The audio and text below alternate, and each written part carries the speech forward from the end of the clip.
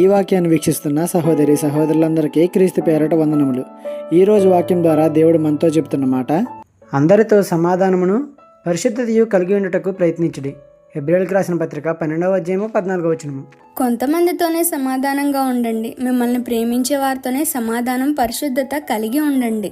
కొందరి మాటలకే, మంచివారి మాటలకే సమాధానం చెప్పండి, అలాంటి వారితోనే చక్కగా ప్రవర్తించండి అని అనట్లేదు కదా. మరి ఎందుకు ఒకరితో ఒకలాగా ఇంకొకరితో ఇంకొకలాగా ఉంటున్నారు? అందరితో సమాధానం పరిశుద్ధత కలిగి ఉండడానికి ప్రయత్నించండి అని వాక్యం చెబుతుంటే, వాడు నన్ను ప్రేమిస్తున్నాడు, నాకు డబ్బులు బాగా ఇస్తాడు, అడిగిందల్లా చేస్తాడు, కాబట్టి వాడితో సమాధానంగా ఉంటా. వామ్మో, వాడు చెప్పినట్టు వినకపోతే నన్ను బ్రతకనివ్వడు, కాబట్టి కష్టమైన వాడితో సమాధానంగా ఉండడానికి చూస్తాను. ఎవరి కోసం ఇదంతా? మనుషుల కోసం చేయడం వల్ల ఏం ఫలం పొందుకుంటావు? దేవుడు కదా ప్రతిఫలాలు ఇచ్చేది.